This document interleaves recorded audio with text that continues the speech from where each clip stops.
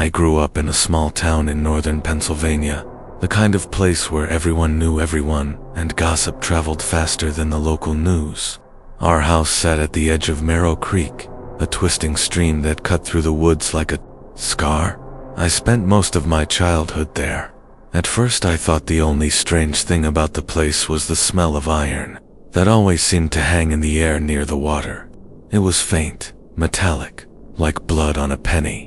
But the older I got, the more I realized something about that house and the land it stood on wasn't right. I was 9 when the dreams started. They weren't like any normal kid's dreams, the kind filled with superheroes or flying or monsters that you could laugh about the next morning. These were different. They felt heavy, almost like they were real memories that I wasn't supposed to have. The first dream went like this. I'd wake up in my own bed, but the room would look wrong. The walls seemed taller, the shadows deeper.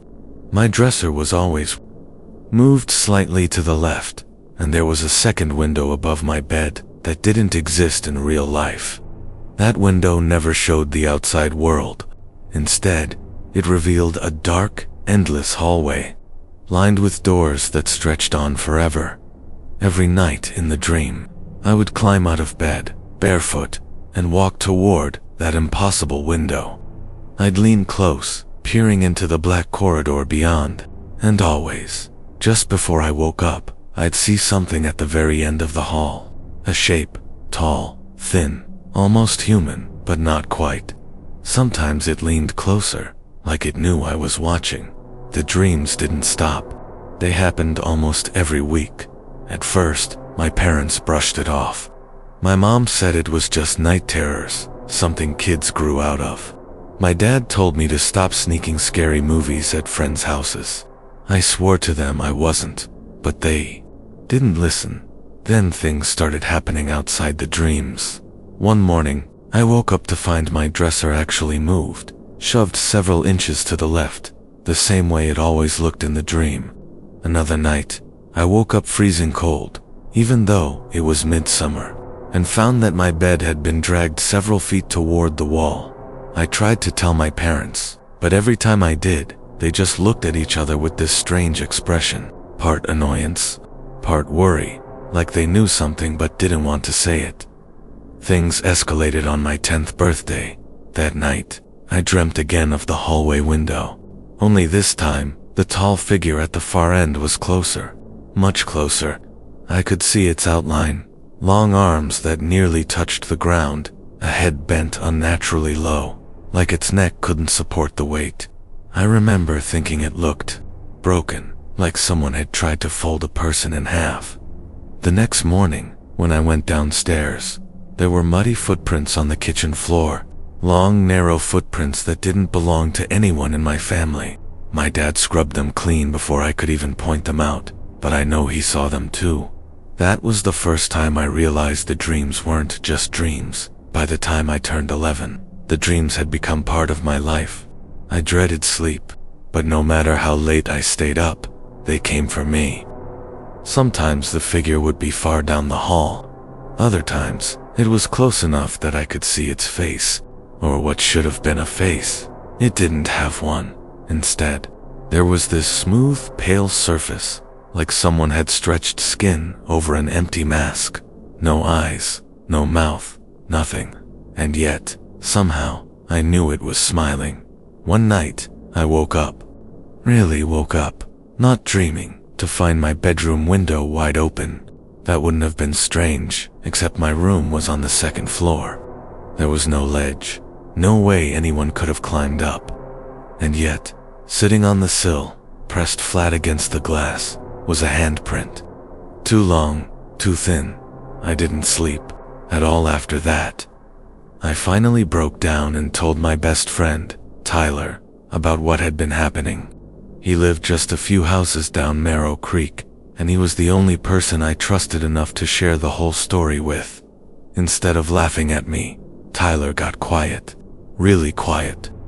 Then he told me something that made my stomach drop. He said he'd been having similar dreams, not identical, but close.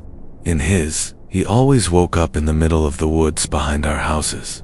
There was a cabin there, an old rotten thing that didn't exist in real life. And inside that cabin, through the cracks in the walls, he always saw a tall, faceless man watching him. Neither of us knew what to make of it, but one thing was clear. Whatever this thing was, it wasn't just in my head. The breaking point came the summer before middle school. One night, I had the dream again, only this time, the figure wasn't in the hallway window. It was in my room, standing at the foot of my bed. Its long arms dangling so close that the tips of its fingers almost brushed my blanket. I tried to scream, but no sound came out. My throat locked up, my body wouldn't move, and then it leaned down, slowly, its faceless head tilting toward mine until I could feel its breath hot, damp, and smelling faintly of iron. It whispered something. I swear to God it whispered into my ear. 3 words that have haunted me every single day since. "You remember me?" I woke up gasping, drenched in sweat. My mom rushed in, asking if I was okay. I told her what I'd heard, expecting her to laugh it off, like always. But instead, she froze, her face drained of color, and for the first time, I realized my parents knew something they weren't telling me.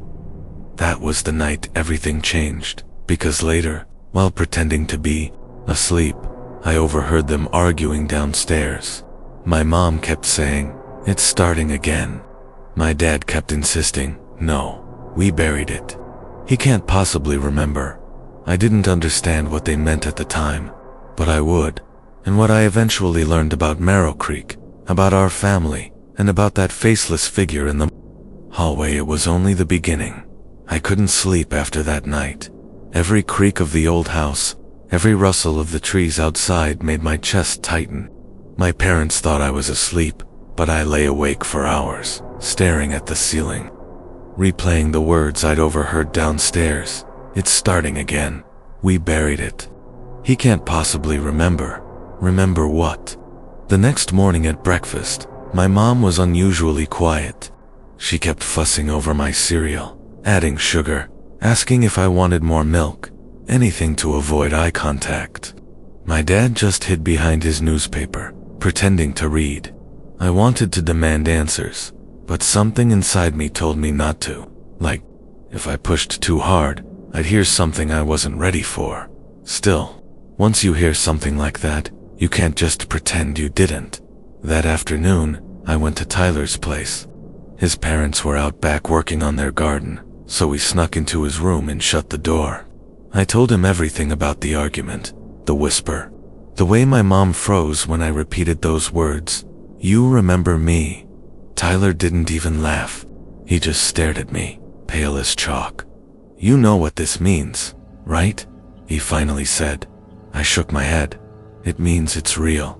Whatever this thing is, it's not just in your head. It knows you, and maybe..."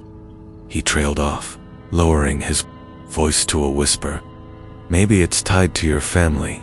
I wanted to deny it, but deep down, I knew he was right. That night, I had another dream. This one was different from the hallway. In the dream, I was much younger, maybe 4 or 5. I was standing in our backyard by the creek, holding a small, red shovel. I don't remember ever owning a shovel like that. My dad was with me.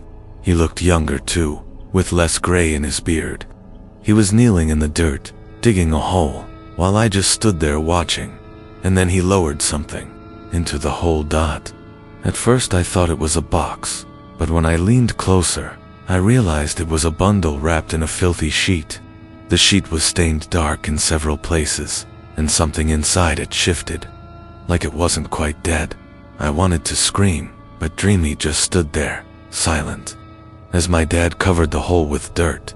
When I woke up, my hands were coated in mud, real mud. The sheets were streaked with it. The next day, I couldn't take it anymore. I confronted my mom in the kitchen while she was washing dishes. "Why did you say it's starting again?" I demanded. "What did Dad mean by we buried it?" She froze. The plate slipped out of her hands and clattered into the sink. For a long time, she didn't answer. Finally, without looking at me, she whispered, "You're too young." "I'm 11, I shot back. Her eyes flicked toward the hallway, checking if Dad was around. Then she crouched down, so we were face to face. Her hands trembled as she gripped my shoulders.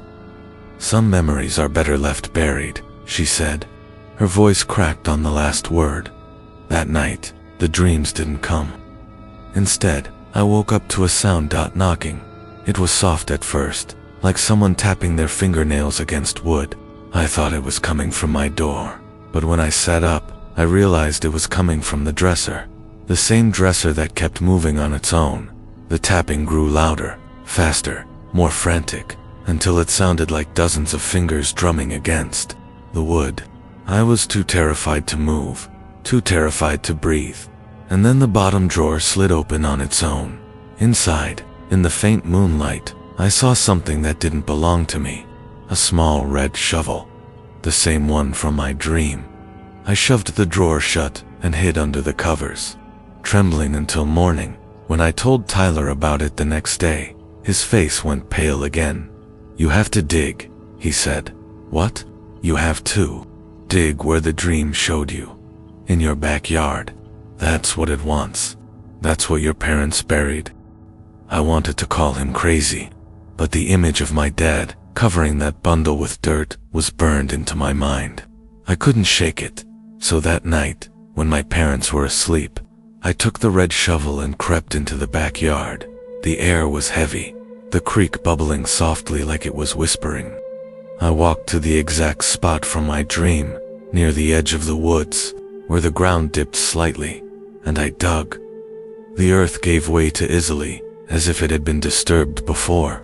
My shovel struck something after just a few minutes. Something hard. I pushed more dirt aside until I saw it. Old, rotting fabric, stained dark. The same bundle. My heart hammered in my chest. I should have stopped. I should have covered it back up and run, but I didn't. I kept digging, pulling the sheet free, and that's when the fabric tore open. Inside was a mask, pale, faceless, the exact face of the thing in my dreams, and it was smiling. I don't remember much after that, just screaming, the sound echoing through the trees, my dad's voice yelling my name, his hands yanking me away from the hole, my mom sobbing. The last thing I remember before blacking out was the mask, lying in the dirt, its smooth surface gleaming under the moonlight, and then, I swear to God, it blinked. When I opened my eyes, I wasn't in my bed. I was lying on the living room couch, a blanket thrown over me. My head ached, my throat was raw, and the faint smell of dirt still clung to my hands. The first thing I noticed was that my parents were sitting nearby, whispering fiercely. The moment they realized I was awake, their voices dropped. My dad stood. His jaw was tight, his fists clenched. "You weren't supposed to see that," he said. My mom rushed over, kneeling beside me. Her face was red from crying. "Why, sweetheart? Why did you go digging?" I wanted to scream at them, to demand answers, but all I could manage was a hoarse whisper. What was that thing? The mask. The room went dead silent. My dad's eyes narrowed. My mom looked like she was about to break down again. Finally, my dad said, "It's not a mask." His voice cracked on the word. The days after that were a blur. My parents refused to explain further, but I could feel it, the tension in the house, the way they jumped at every sound, the way they checked the locks twice before bed, and the dreams came back worse than ever. The hallway was no longer just endless doors. Now, some of the doors were open. I never saw what was inside, but I could hear things moving, crawling, breathing. The faceless figure was closer too, sometimes right outside my dream window, sometimes whispering at the edge of my bed. And one night, I woke to find the red shovel leaning against my wall again, caked in fresh dirt. I hadn't touched it. Tyler was the only one I could talk to. We sat by the creek after school, throwing rocks into the dark water. I told him everything. He listened quietly, then said something that made my blood run cold. "You know that old story, the one the kids at school tell, about the man in the creek I shook my head. He leaned closer. They say years ago, someone drowned here. A tall man, real and nobody ever found the body. And sometimes at night, if you're quiet, you can see his reflection in the water, even when no one's there. I wanted to laugh it off as a campfire story, but the way Tyler's voice shook, the way his eyes darted nervously toward the creek, I knew he believed it. That night, I decided to test it. I crept out of bed around midnight, careful not to wake my parents. The house was silent, except for the steady tick of the old grandfather clock. I slipped outside, the air heavy with the smell of damp earth and pine. The creek glistened in the moonlight, black and slow-moving. I knelt at the edge, staring at the surface. At first I saw only my reflection. Pale skin, dark eyes, hair sticking up from sleep. Normal, but then the water rippled. My reflection didn't. I froze, staring. The reflection's head tilted slightly, but I hadn't moved. Its shoulders rose, stretching taller, impossibly tall. The face, my face, began to smooth away, eyes vanishing, mouth sealing shut until it was just a pale, blank surface. The faceless reflection raised one long hand and pressed it against the water, as if against a window. And though the water never broke, I swear I felt it cold. Wet fingertips brushing my cheek. I stumbled back, nearly falling into the mud. The reflection didn't fade, it just smiled. The next morning, I told my parents what I'd seen. My mom broke down crying. My dad slammed his fist against the wall. "Damn it," he muttered. "It's stronger than I thought." That was when I lost it. Stronger? What is it? Tell me the truth. My dad's face went pale. He looked at my mom, who shook her head. But then, slowly, he sat down across from me. "You were too young to remember," he said quietly. "But when you were 4 years old, something happened.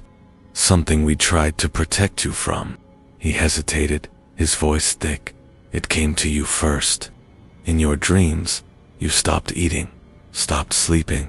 You woke up screaming every night, saying it was standing by your bed. We thought if we buried it, if we got rid of it," he trailed off, choking on the words.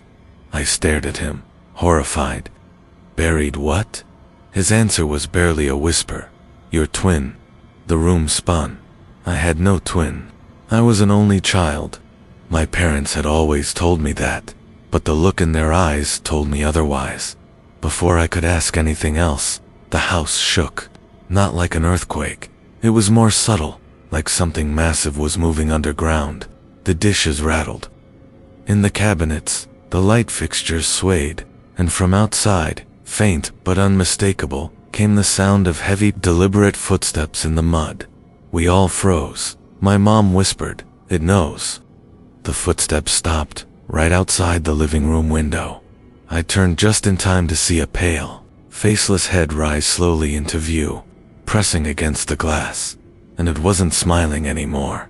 The thing outside the window didn't move. It pressed, its faceless head against the glass, leaving no breath, no fog, just a pale smear against the night. For a long moment, none of us breathed.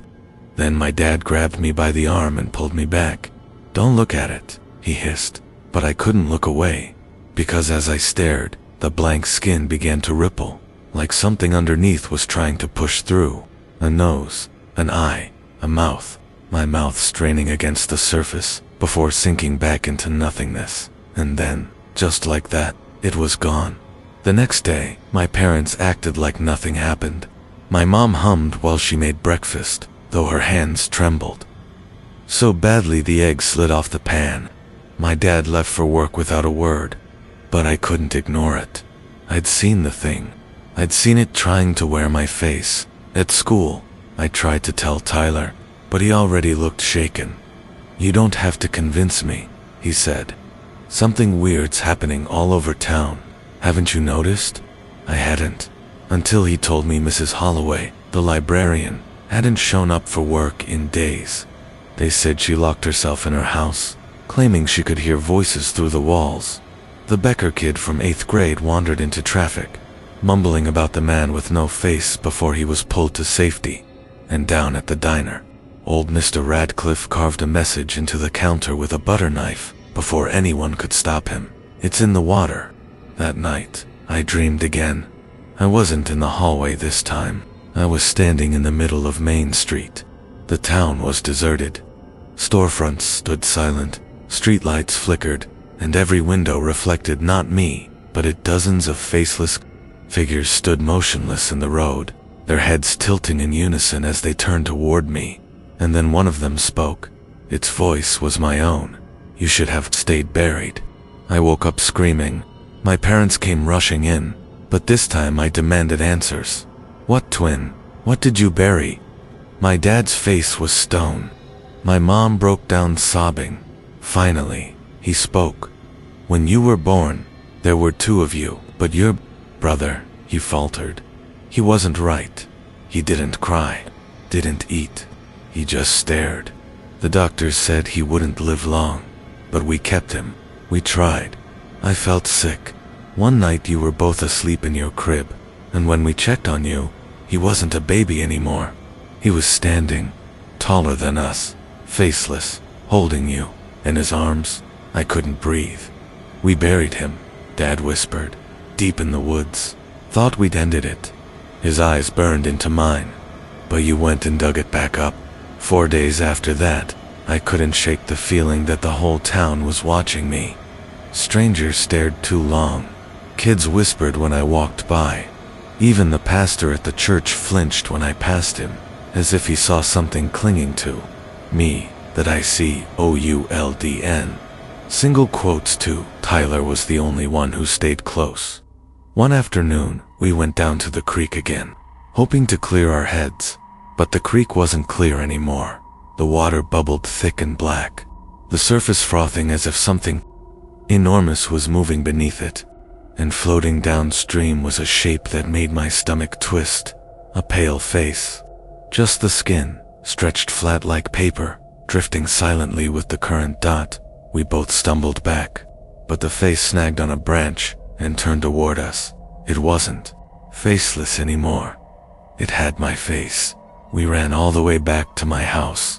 My mom was waiting on the porch, pale and shaking. It's not just here, she said before we could speak. It's spreading. The dreams, the faces. Other people are seeing it. What does it want? I asked, her eyes filled with tears. It wants to be whole again. Behind us, the wind carried a sound through the trees, a chorus of whispers, dozens of voices, all speaking at once, and though the words were muffled, one phrase was clear, repeated over and over, growing louder, as if the entire town were chanting it in unison. Give it back. Give it back. Give IT back. The whispers didn't stop. Even after the wind died, I could still hear them faint, crawling under my skin. They followed me to school, to the diner, even into the quiet of my room. 1,000 voices, all chanting the same 3 words. Give it back. On Wednesday, I noticed something wrong with the people in town. At first it was small. Mrs. Carter at the grocery store bagged my apples and smiled too wide, her lips stretching unnaturally, eyes blank. The mailman paused at the end of our driveway, staring at me too long before slowly waving, his face twitching, as if the skin didn't quite fit. And then there was Principal Hughes. During assembly, he stood at the podium and began speaking, but his words didn't match his mouth. His lips moved one way, his voice came out another. Halfway through, he froze mid-sentence, his face slack. When he lifted his head again, he didn't have eyes. The entire auditorium screamed. When the teachers rushed him away, they claimed it was a medical episode. But I saw it. Everyone did. And yet by the end of the day, no one was talking about it anymore. Like the memory had been scraped clean. Everyone except Tyler. We met at the baseball field that night. The bleachers were empty, the air cold and heavy. Tyler's face was pale under the floodlights. It's inside them, he whispered, like wearing them, one by one.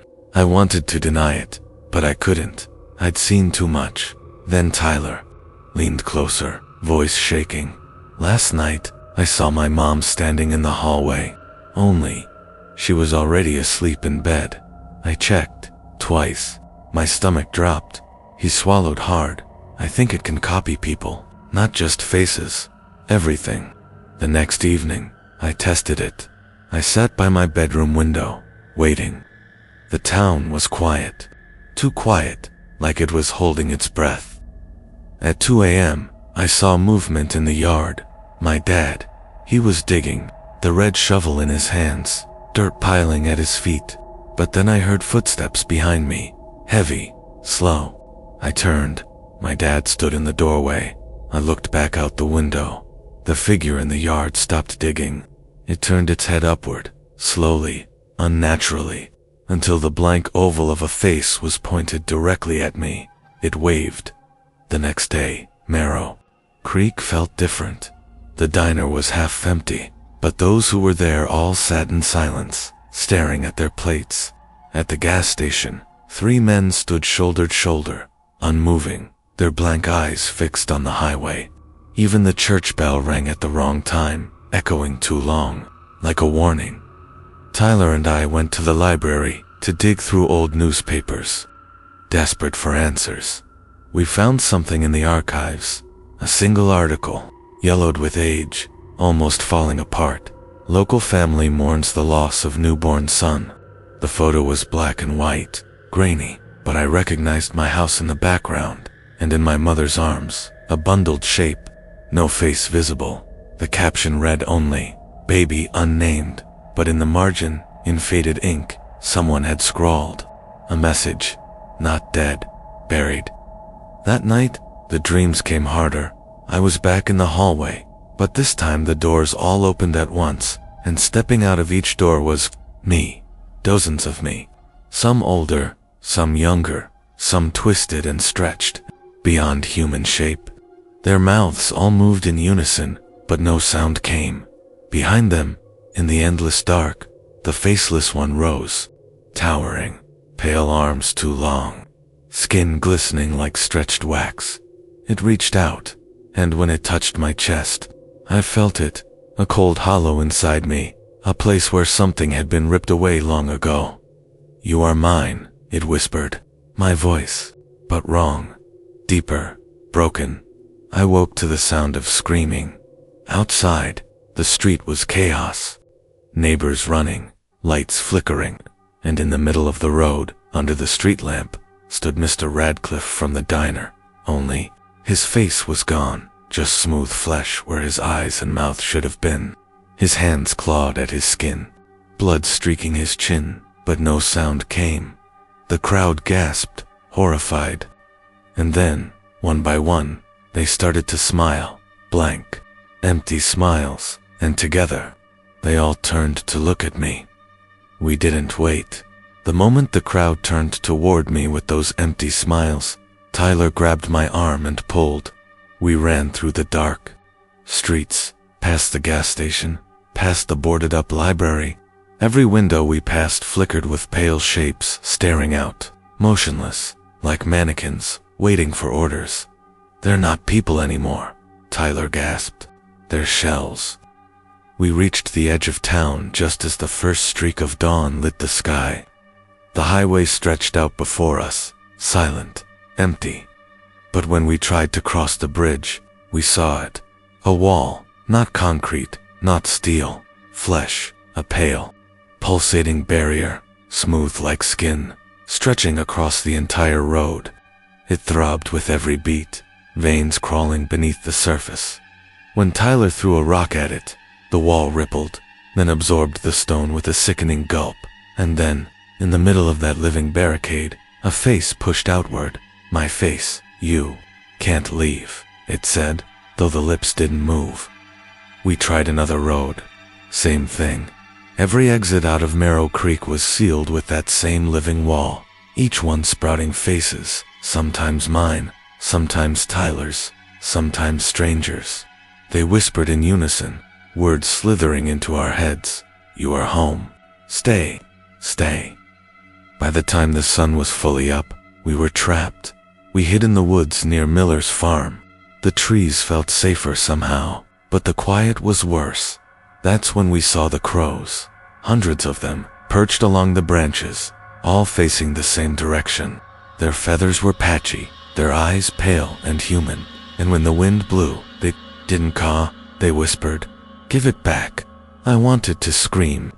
Instead, Tyler grabbed my shoulder. "Don't listen. Don't let it in." But it was too late. The words weren't outside anymore. They were inside, echoing in my skull. That night, we made a fire in an abandoned shack deep in the woods. The air was damp, filled with rot, but we needed the light. Tyler was quiet, staring at the flames. Finally he spoke. "What if it's not after the town? What if it's after you?" I didn't answer, because I already knew. The dreams, the faces, the hollow feeling in my chest, it was all connected. This thing, this twin, wanted me. The town was just collateral. Tyler leaned closer, voice low. "Then we need to end it. Find where they buried it. Put it back in the ground." The next morning, we set out toward the far woods, where my dad had whispered they'd buried it. But the deeper we went, the more wrong everything felt. The air thickened. The trees leaned inward, branches clawing at us. The ground pulsed beneath our feet, soft like flesh instead of earth. And then we found it, a mound of dirt, half collapsed, the earth black and slick, bones jutted out, long and twisted, not human but trying to be. The smell of rot was overwhelming. Tyler gagged. "This is it. This is where it started." But before we could move, the ground shuddered, the mound split open, and something began to crawl out. At first, it was just pale hands, too many fingers dragging through the soil. Then came a head, faceless, wet skin stretched too tight. It pulled itself upward, ribs cracking, limbs twisting, unfolding like something that had been waiting centuries to stand. And then it straightened, taller than the trees, no eyes, no mouth, but I knew it was looking directly at me. Tyler grabbed my arm. "Run." We bolted through the woods as the ground split behind us, trees toppling like matchsticks. The thing didn't chase us in steps.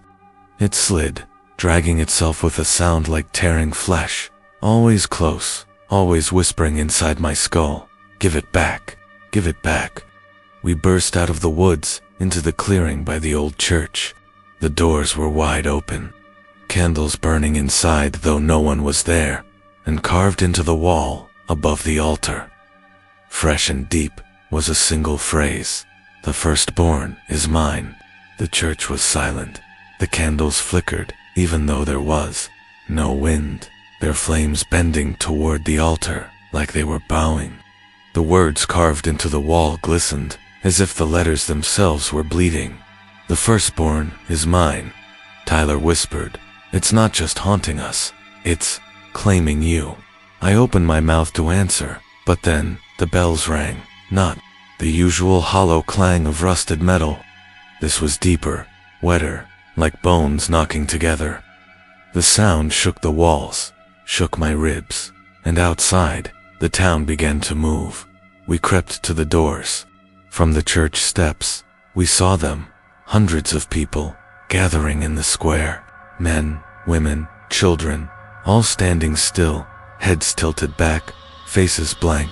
Their bodies swayed with the bell's rhythm. One by one, they opened their mouths and screamed. It wasn't human screaming. It was one sound, fused like an animal dying slowly. The air trembled. Windows shattered. I covered my ears but still heard it inside my head. Tyler pulled me down. "We have to go. Now." We ran through side streets, trying to avoid the crowd.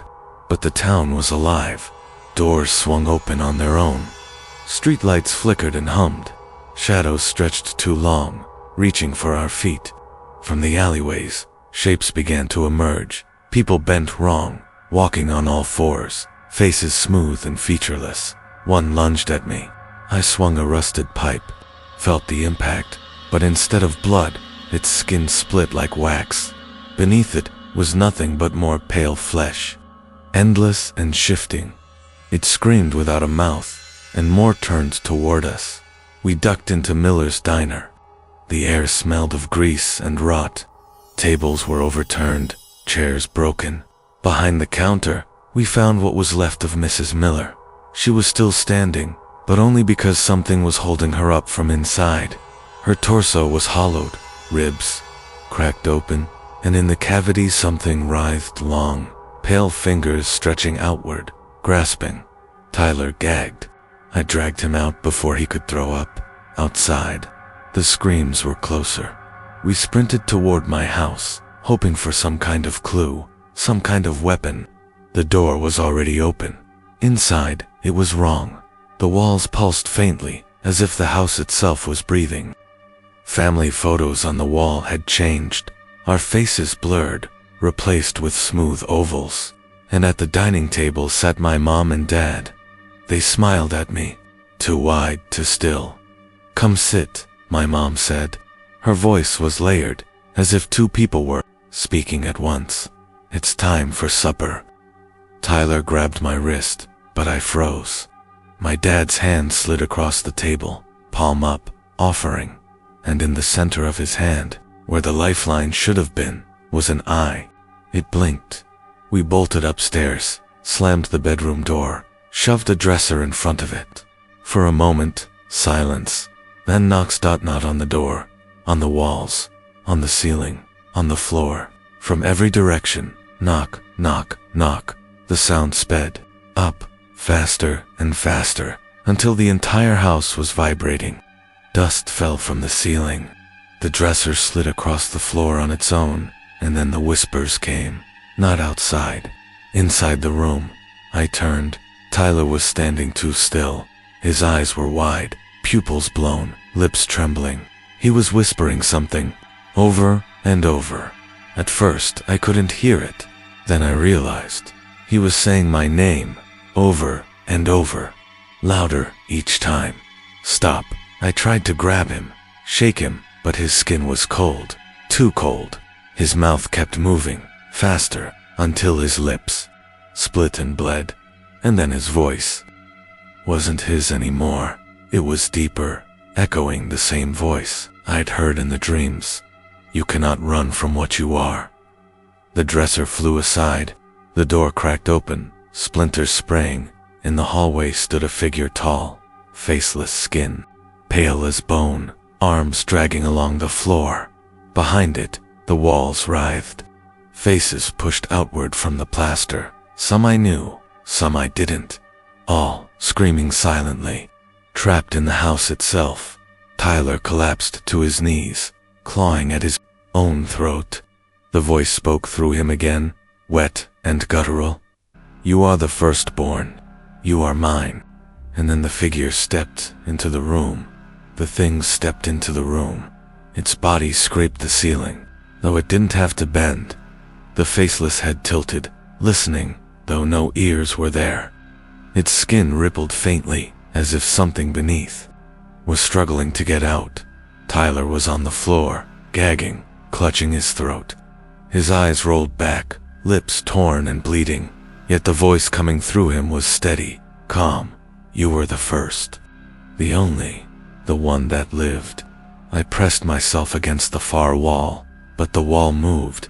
The wallpaper shifted like muscle under skin, warm and damp against my back. Faces bulged through the plaster, mouths stretching open in silent screams. I couldn't breathe. The figure reached out an arm. Its fingers were too long, bending in too many directions. The nails weren't nails at all, but teeth, embedded at the tips, clicking together as they flexed. "Don't," I whispered, though it wasn't listening. Its hand hovered inches from my chest. And then Tyler spoke again, voice cracked, but human this time. "Fight it. Don't let it in," I snapped. Grabbed the nearest thing I could, a broken lamp from the nightstand, and swung. The lamp smashed against its arm, porcelain shattered. For a moment, the flesh beneath peeled back, revealing something, black and wet, crawling with tiny pale hands. It didn't flinch. It leaned closer, and though it had no mouth, I felt it smile. The walls of the room bulged outward, breathing in sync with the thing. The floor softened, sagging under our feet like damp earth. The house was no longer a house, it was a body, and we were inside it. I grabbed Tyler under the arms, yanking him toward the window. His skin was ice cold, but he was still alive. We smashed through the glass, shards slicing my arms, and tumbled onto the roof below. Behind us, the figure moved with impossible speed. Not walking, but sliding, its limbs dragging like ropes. The roof groaned. Tiles split, oozing black fluid. I dragged Tyler toward the edge. Jump. We fell, hit the ground hard. My vision blurred. Tyler didn't move, and then the front door opened on its own. The figure stood there, framed by the house's pulsing walls. It didn't chase us, it just waited. I hauled Tyler to his feet, but his head lolled. His voice was faint, raw. You can't kill it. You can only give it back what it lost. What does that mean? I hissed. He looked at me, eyes glassy. It means you. Before I could answer, the figure stepped forward, and the street changed. The asphalt bubbled, split. Pale arms pushed through the cracks, hundreds of them, grasping and clawing. Streetlights bent inward, like ribs closing around us. Every house along the block opened its doors, and from each doorway, more blank-faced neighbors poured out. Moving in unison, we were surrounded. I dragged Tyler into the only place left, the basement storm shelter behind the old church. The door was heavy, rusted, but it slammed shut just in time. Darkness, only the sound of our breathing. But then I realized something. It wasn't just our breathing. The basement itself was exhaling, air rushing in and out, as though we were sitting in the lung of something colossal. And from the far corner a whisper, not Tyler, not me, but my own voice. You should never have been born. I turned, heart hammering. In the shadows, a figure was crouched, small, childlike. As it crawled into the light of my flickering phone, I saw its face, my face, not as I was now, but as a child. Same scar on the chin from falling off my bike at 6. Same uneven front teeth, same birthmark behind the ear. It smiled, with my mouth. You took my place. The walls shuddered. The house, no, the town groaned above us, like a stomach digesting. Tyler whispered, barely conscious, it's not a monster. It's your twin. The child thing's eyes rolled back, revealing nothing but pale flesh. Its jaw unhinged far too wide, tearing at the corners. From its throat came the same guttural voice that had been chasing me through dreams. The firstborn is mine. And then, the basement door began to creak open. Something bigger was coming down the stairs. The storm shelter door moaned open. A pale hand, impossibly long, gripped the iron frame. The thing above was forcing its way in. Dust rained from the ceiling. The steps groaned as weight far too heavy began to descend. Tyler tried to sit up, but collapsed again, coughing blood. His whisper was ragged. Don't look at it. Don't acknowledge it, or it owns you. But it was too late. The child version of me crouched in the corner, grinning wide. Its teeth were small, crooked, milled white. Its chest rose and fell too fast, like a rabbit. And its eyes, when they snapped forward, were mine. Exactly mine. It giggled. Not the sweet kind. The sound scraped the air, like nails pulled across wet glass. You stole my breath, it said in my voice. You stole my name. Mother never forgot. Mother waited. The basement pulsed. Pipes in the walls throbbed like arteries. The smell of iron filled the air, blood and rust, thick enough to taste. I backed against the wall, shaking my head. No, this isn't real. The child tilted its head, smiled wider. Then why do you remember the grave? Images hit me. Dirt, cold, a box too small. My mother's hands shoving something inside it. Crying. My crying. or someone else's. A memory that wasn't mine, but felt like mine. I staggered. No. The child stepped closer, bare feet slapping wetly on the concrete. With every step, the floor darkened beneath it, sprouting tiny, twitching fingers. Say it, it whispered. Say you stole my life. The stairs creaked again. Something was forcing its massive frame down, joints popping. I saw its outline, tall, faceless, its ribs splitting open like a gate. From within its chest, something writhed, screaming mouths, twitching arms. A hive of flesh, Tyler rasped. It's not just a monster, it's your mother. It's what she made. She buried one, fed the other, and it came back hungry. The child lunged, pressing its tiny, cold hands against my chest. She chose you. She left me to rot. Its fingers sank into my skin, not piercing, but sinking, merging, pulling me closer. I screamed and shoved it away. It hit the wall, but when it stood, its body wasn't a child anymore. It stretched upward, bones cracking, flesh twisting. Its head tilted back as skin peeled, revealing pale, writhing muscle. And still it had my face, a distorted, adult version. My face if I'd grown up in the dark. You are not complete without me, it said. We are the same flesh, the same soul. Come back to me. The figure on the stairs was halfway down now. The air burned cold, every breath slicing my lungs. Tyler groaned on the floor, his voice breaking. You have to choose. If you deny it, it takes both of you. If you accept it, maybe it spares. 1. The twin's body stretched further, towering, its hands wide open. Veins lit beneath its skin like glowing worms. Join, it begged. Be whole again. Behind it, the mother thing reached the bottom step, faceless head tilting, chest splitting wider. Hundreds of hands clawed out from inside, all reaching toward me. The basement shook, the walls bled, and then the light bulb above us burst, throwing us into total dark. Only whispers remained, some mine, some not, and all of them saying the same thing. Choose. Darkness. No sound, but breathing. My breathing. Tyler's ragged gasps, and the whispers. Dozens, hundreds, all inside my skull. Choose. When the emergency light flickered back to life, I saw them both. My twin, tall now, flesh stretched, taut, my face twisted into something feral. Its arms open, veins glowing, waiting to take me in. And behind it, the mother thing. Its ribs spread like gates, hundreds of mouths screaming in harmony. Its faceless head tilted toward me, patient, waiting. Tyler coughed blood, clutching his stomach. Listen to me. This is the truth.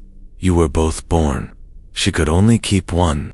She buried your twin, left it for dead, but it didn't die. It grew in the dark, fed on hate, fed on her. Now it wants back what was stolen. His eyes burned into mine. If you accept it, you become one. If you fight it, you burn everything. The twin stepped closer. Be whole again.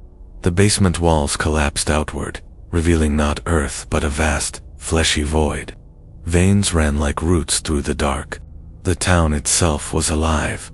Every house, every street, every neighbor outside, waiting blank-faced, all connected, all breathing together. This wasn't just a haunting, it was a womb, and I was still inside it. The twin reached out. Its voice was almost kind now. Come back. We were never meant to be apart. For a heartbeat, I wanted it. The pull was overwhelming, not fear this time, but longing. To not be alone, to belong to something bigger.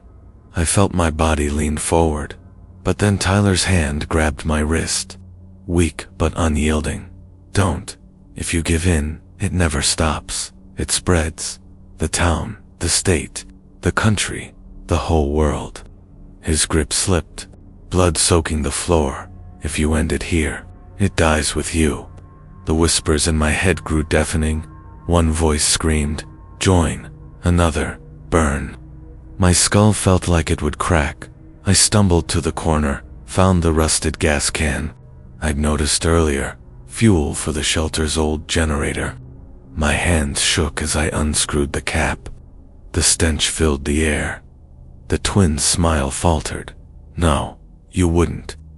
The mother thing's ribs cracked wider, as if to stop me. Tyler coughed one last time, his voice breaking. "Do it," I poured.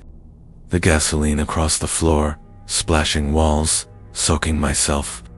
My skin burned from the fumes. The twins screamed, voice splitting into dozens of overlapping pitches. "We are the same. You kill me, you kill yourself." I struck the lighter. For a moment, nothing. Just a tiny flame trembling in the dark, and then fire. The basement ignited in a rush. Walls convulsed, flesh sizzling, faces screaming from the plaster as they melted. The twin shrieked, clawing at its own skin as it blistered. The mother thing howled, every mouth wailing in unison. The sound so loud, my eardrums burst. Flames crawled up my arms, searing, but I held tight to the lighter. Through the blaze, the twin staggered toward me, burning, its skin peeling in sheets. It grabbed my shoulders, pressing its face to mine, my face whispering through cracked lips. We were supposed to be one, and then it collapsed into ashdot. The house above roared, splitting apart. The town outside screamed. I felt the ground shatter, streets caving in as if the world itself were collapsing into the fire. Tyler's eyes met mine through the smoke. He smiled weakly, tears carving lines through soot on his face. "Thank you." The ceiling gave way, and everything went black.